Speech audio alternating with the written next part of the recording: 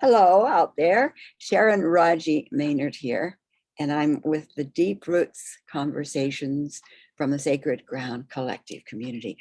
And I have with me today Dorothy Atala. Her name, Chicky, is what she uses in her life, Dorothy Atala being the author name. And I know how that works. So I'm really glad to have you with me today, Chicky, because I think what you have to share with us is pretty meaningful in the lives of women and therefore the world today. So welcome to Deep Roots. Thank you very much, and I'm glad to be here. Absolutely. I've known of Chicky's work for many years.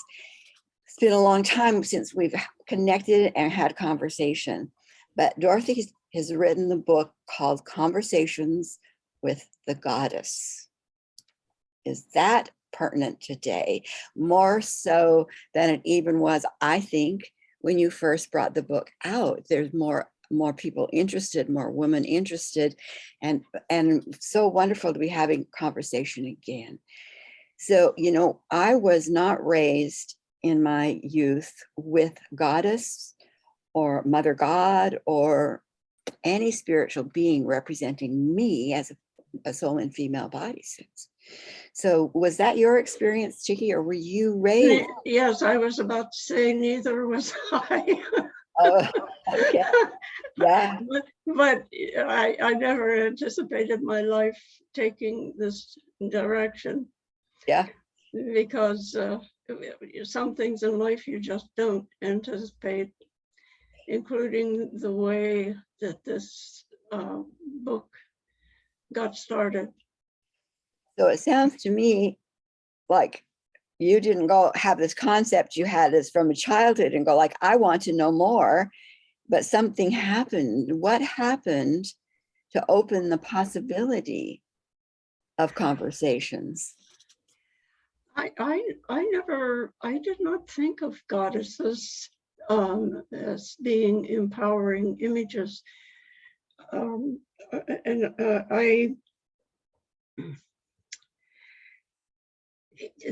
way the conversations began with a presence, but first, more importantly, maybe, in January of 1981, I decided to relax in the afternoon on a very cold day. And I was taking an afternoon break, and I lay down on my living room carpet to enjoy music. And I floated on the waves of sound, and I lost the sense of time. Well, we all do that with music, but what happened was almost like an initiatory event. I suddenly saw with photographic clarity an image of a beautiful woman who radiated, she had scintillating light rays all around her, moving. And she was richly dressed in the manner of East Indian royal persons. So but it was so surprising. It was like watching a movie. And then she turned her head and she smiled at me, and I saw that, yes, she was smiling at me. So then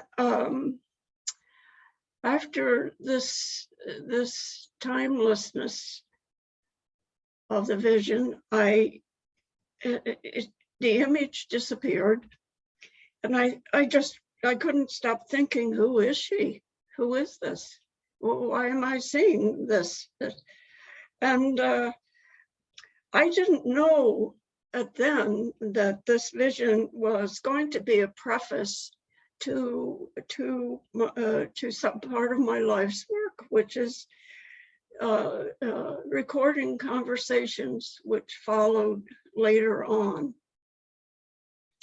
So I call it a vision because I did not look for it. I did not initiate it.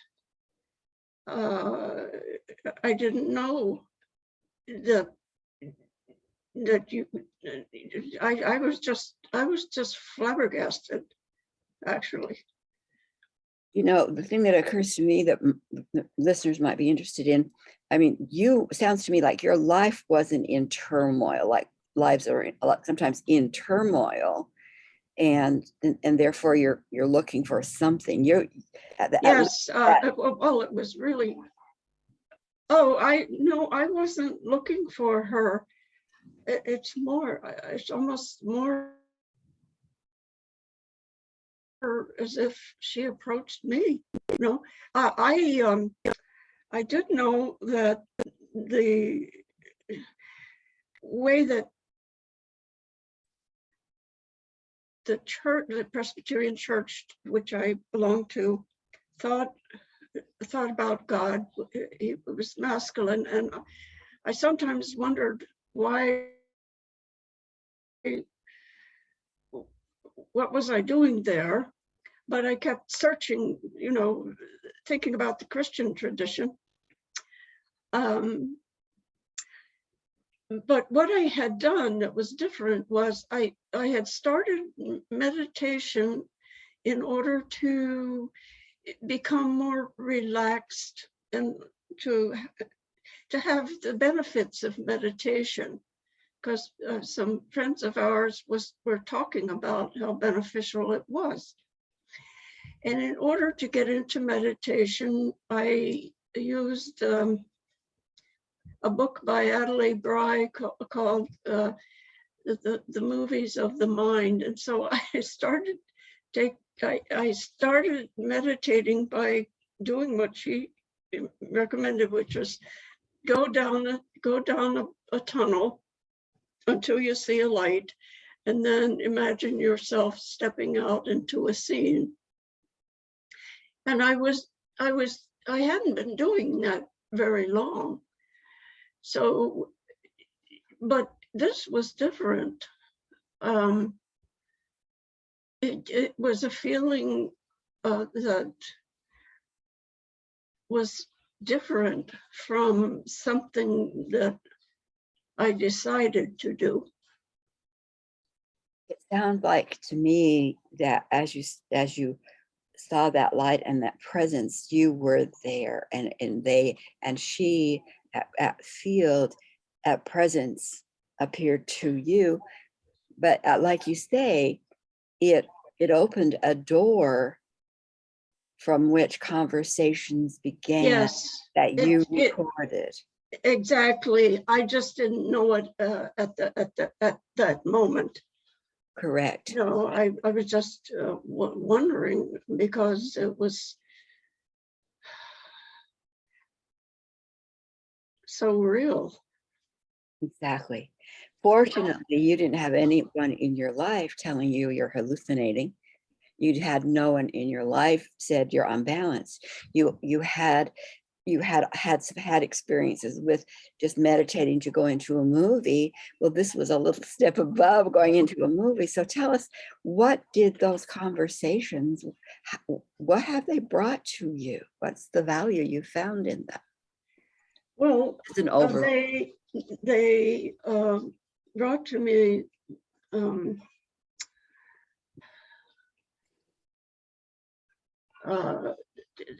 the next step was that I began to sense a presence, and that's I did not necessarily see an image, but I would sense a presence, and I would hear certain things that were spoken, and I wasn't used to that at all. So, but gradually, I can tell you the four points that came up fairly quickly that were like predictions. They were predictions, actually, of a new cycle, planetary cycle, in which there would be a reemergence of the goddess and an ascension of the feminine, and that this was part of our an evolutionary cycle in the life of our planet that would be occurring, and to my amazement, these many years later, I see it as actually happening. Women are becoming more aware. I also got the impression that women would be agents for planetary evolution, that they actually had to be, because for this to happen, we had to seek a different vision beyond the disempowering stories we have been told about, and limiting stories that we've been living within. And I also, the presence who participated in the dialogue contributed to that vision by basically leading me into a different story and through conversation. And she had a different story about women's spiritual power. And she said, this is a power which woman has always had, but has forgotten. And then she spoke of the transformational mysteries of the feminine and how we are part of that. I think the healing part of what I got eventually was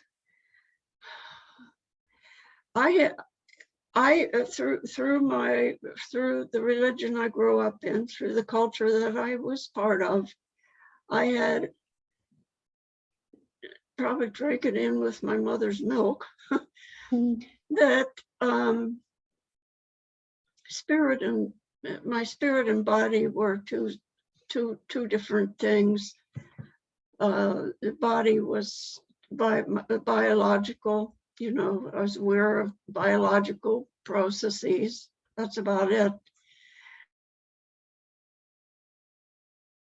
And I wasn't sure. It's a split in perception that one doesn't question when you're a child. You don't realize that you're taking it in, but you are. And so one of the things that she got into was discussing, saying basically there is no split between the female body and spirit. And of course, this would be true for men too, but they have their own mysteries. I can't get into those. Yeah. I was overwhelmed enough at the time by what came to me. So one of the things that was prominent right in the beginning was when I began to get the information that a site that I had visited in the country of Jordan, it's named Petra. It is now considered one of the great sites, world sites, but at the time it wasn't as well known. And I went there for a visit with my husband and sons. And I remember that I felt there was something very alive about the place, even though all the people were gone. Something remained from the presence of the ancient peoples who lived there. And what I didn't realize was that I had met up with the goddess there. I just didn't realize it until 7 years later when I had this vision come to me. Mm. So what I got that astounded me was that Petra is important to all of this in these times because it's presently the primary cosmic power point on Earth. And that it is, as a power point, it's initiating a new planetary cycle in which the divine feminine will reemerge and come into prominence even in our own time, which I didn't think. No, I was used to the way things were. And I thought that I don't see how that's going to happen. And then along with the reemergence of the divine feminine, the prediction I got was that there's a shift that is happening, in which we're moving away from an old way of thinking into a new way of thinking. We will be doing that. And from an old paradigm for living to a new paradigm for living, in which attention to the divine feminine and her qualities will be prominent. I hope that's clear. Yeah, you know, Chicky, what you don't know, what I'm going to share with you, is that I started holding conversations with an entity that was masculine in 71 for specific things I need. But in 89, it shifted, and what you're talking to, the role of women, how it has been, they didn't even call it forgotten. They said it had been destroyed, that there had been an element trying to destroy it, to shut it down, the element of feminine, and that the reassertion, the reemergence of that female role, power, spirituality was critical and is critical to Yes. the world's change. So I wanted to say that to you, because it's a validation of what you got in 81, I began getting in 89. And so I want to validate that, not only for you, but for others, that there are those of us who have had similar information restored through us. Yeah. About this time, especially in the lives of women, but through the women taking hold of that information can short circuit the time it takes to apply the information. We took years bringing it in and talking of it, right? But they can read it. They can look at the conversations you recorded in a period of reading a book. What took you years to receive can be given to them. It did. Yes, it did too. When you say you heard the voices, did you hear through your intuitive mind, your mental mind, whatever that would be called, or did you hear it as if you were hearing it in your physical ear? How was that? How did you hear? It was like hearing an inner conversation, but I knew that that was not me talking. It couldn't be, because I could not imagine the things that were coming to me. Me also. And again, I have to say to our listeners, we have great powers and abilities that we haven't validated with each other to make them clear and strong, with the integrity of love and benefit that Chicky's referring to, that she's speaking truth to you of this modality of listening, in addition to the conversations that came to her that was for you, Chicky, but it was for beyond you, I think, don't you? Oh, yes. Yes. Oh, yes. It was what I realized was that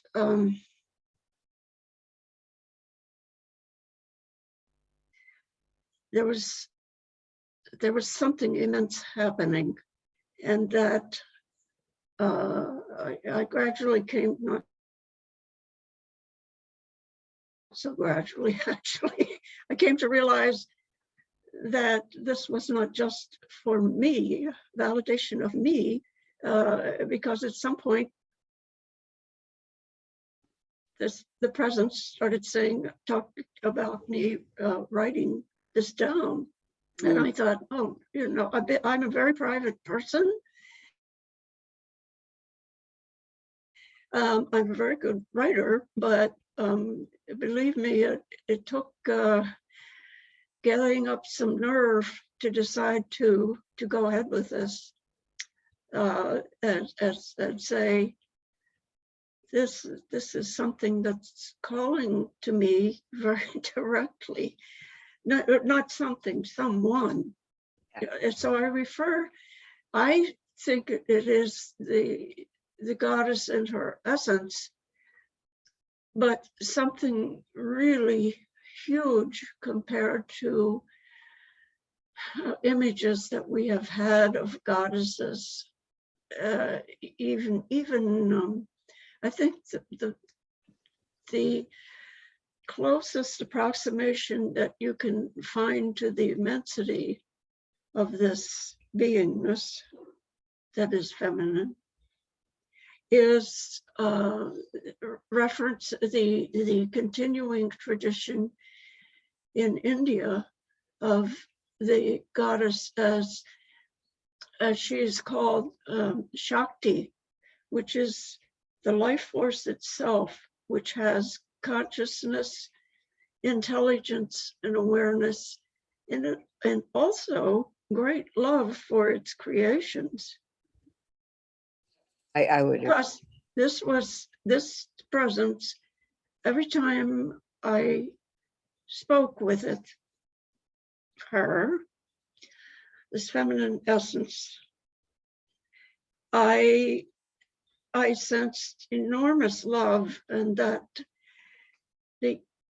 there is a huge, immense reality that actually is conscious, intelligent, aware, and enormously creative. Yes. And but that proceeded to unfold as I wrote the book, and to prevent it from seeming like airy-fairy material, and because of the kind of nature that I have, which is research-oriented, I did a lot of research looking for whatever evidence I could find of feminine figures in prehistory and so on. So that led me into many other fields, because I felt I needed to ground this in whatever was already known, however fragmentary that might be. Does that make sense to you? In other words, it's not like, oh, big blast, all of a sudden the story, the stories of our human evolution go way back. That's one of the things that I found validation for me to go on ahead with this, was because I wanted some evidence. I was looking for that. And so I did an enormous amount of reading in the process of recording these conversations, and I continue to read today. Yeah. Yeah, you know, the way you approached it was, to me, has such integrity to it, and the times you were in when you were writing this and receiving this, it was a very different time too. So yes, I think it's so perfect that you are now bringing it forward to our attention again in this time, the same book, but we are in such a different time around the world and in consciousness of women and men. I'm going to just read you the parts, because I think the 4 parts just kind of give you an overview. Part 1 is Petra and the Weft of Time. Part 2 is Reclaiming a Remnant, which I think is so critical. Reweaving women's mysteries, so critical. Part 3, Lifting Veils, again, so important. And then our veiled origins. Women, and I'm speaking to women because that, not that men aren't also impacted, but we women, there is so much that we can learn quickly from books such as Chickie has here, because the veiled and the suppressed and the brain programming, that we took in with our mother's milk, all of that had so normalized the removal of feminine spirit, feminine, the goddess, the power, or what it was that we in a female lifetime can and ought to be have available to us. So this is a book that it can either change a life or validate a life that thinks that she's out there struggling alone, and all of a sudden she's going like, oh my gosh, here it is, and I'm not crazy because I have these ideas that are contrary to what is common in the world. So again, Yes. Yes, it's a lot to take in. it is a lot. It's a lot to take in, Chicky, but you know what? Women are going to do this quickly. A lot. Are going to do these. It's yeah. What no, what you're saying is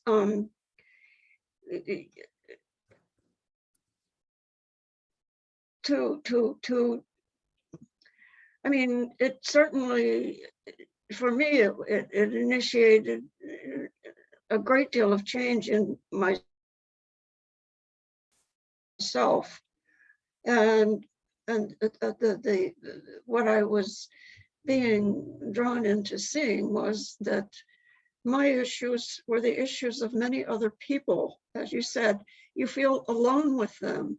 There's nothing to validate your feeling of not feeling at home on your own planet. Mm-hmm. Really at home. So yes, everything you said, I would agree with. And what I've seen over the years is as a woman changes and gets into that, I call it the correct position in her life, that those around her kind of magically rearrange, and it settles into a culture for her and for them that's more loving and has more benefit and generosity in it. It's not, I have not seen it.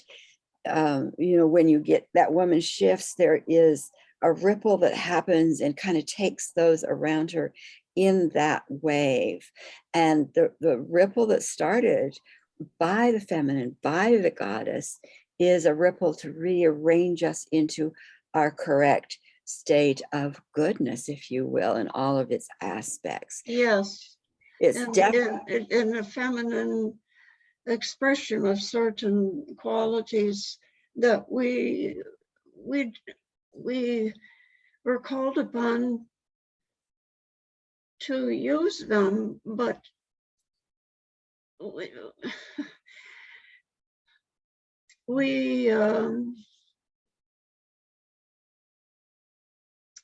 what do I want to say?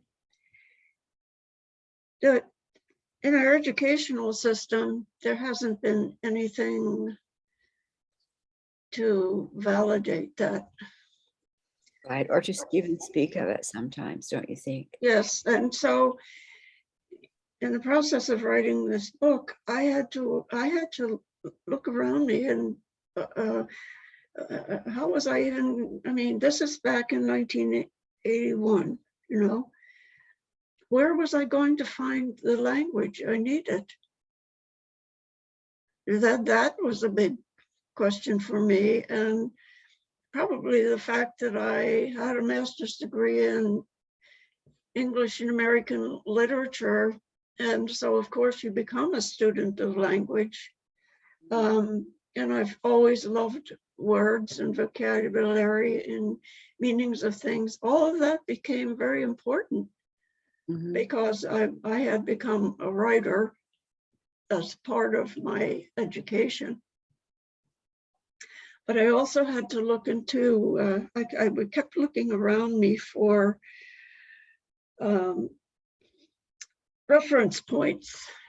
And so that led me into ancient history, which I never thought I had a penchant for, but archaeology, depth psychology, quantum physics, transpersonal psychology, research on the evolution of consciousness, and also, as much as I could, study ancient religion and mythology.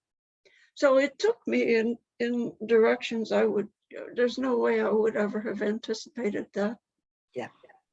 And it's a good place to be, but not everyone wants to hear about it. But my hope is that more and more people are going to start looking for what is the divine feminine? What does this mean? You know, what does it mean in terms of planetary evolution? What does it mean in terms of woman's I don't like to call it a role, but I think the thing that astounds me, and it needn't, but it has astounded me, is I am seeing some of these things that I got, impressions that I got, beginning to be validated in the great changes that we are now going through, including women coming forward. I mean, when I was doing the book, there were very few women in public life, for example. You know, and now it almost as if there's something within the times that is evoking in women a desire to enter the public sphere and change it somehow. Totally true. Yeah. I don't think there's a woman, no matter what age, young woman, Yeah. old, middle-aged, that would not benefit from reading your book, Conversations with the Goddess, and bring to them a greater understanding and of themselves, but also in what's going on in life today, kind of like taking a deep breath, like you say, I'm home, coming home. And Yes. so more people, you know, what occurs to me, what would Yes, be that fun. was That was what you felt. Yeah, totally. I think what, you know, again, and they can get the book many places. I'm sure on Amazon, most booksellers have it, right? Have Conversations with the Goddess. You have a website, conversationswiththegoddess.com, where they can get. I do have a webpage.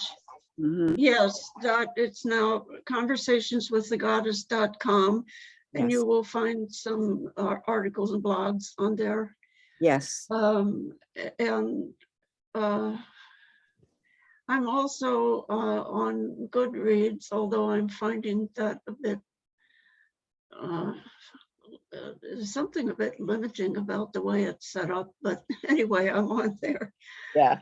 And what would be fun? And I will be writing some more. I am I've picked up again my writing, so I will be doing some more writing. One of the things that I want to get more into is I want to consider the figure of the Greek goddess Hestia and what she represented in the Greek world, which is a cosmological, it amounts to a cosmological conception actually that they had, where their hearth, Hestia, was seen as being at the center of the universe. She was the fire at the center of the universe. Hearth fire.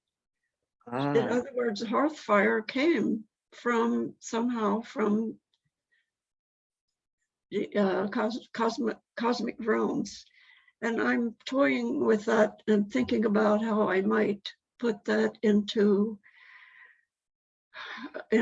words that have nothing to do with limiting roles for women, because I feel that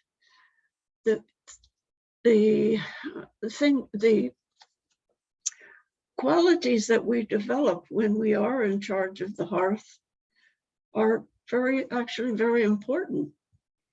And their importance has been slipping away. I especially felt this as I was looking at what was happening with mothers with children, especially single mothers with children during COVID. And I've seen And that. how Great. they were like, had to be the entire world for their children. Without support, So I'm thinking about this now. I haven't thought it all out, but I think there's something there. This question of, as I said, where is home in this world for people? Yeah. And I think, where is it? I think what has been left out is the powerful, greater view that it is the women who create the culture under which home emerges. Yes. So, well, Chickie, I really am really glad I was able to speak to you again at this point in our time. I definitely encourage any of our listeners and sisters to pick up this book, have a read, share it in book circles. Wouldn't it be fun for women in a circle where they're reading and discussing and making a change within themselves, but within each other as they read? That would be a great way to share the concepts of this book. And again, it can be found booksellers. You can find the book. Google it. You'll find ways to buy the book. But Dorothy's website is conversationswiththegoddess.com. Go there. You'll have a lot of other resources. And I'm looking forward to seeing what you do with your next writing, because I also see a great need of attention placed on that which women with single mothers, what they're facing. That's telling us something's missing. So good luck with that. Thank you very much, Chickie, for being with me today. Well, thank you for the opportunity, Sharon. I appreciate it so much. And until we talk next time, we'll see what you've learned and what you'll have to share with us. Okay, sounds good. Okay, bye. All right.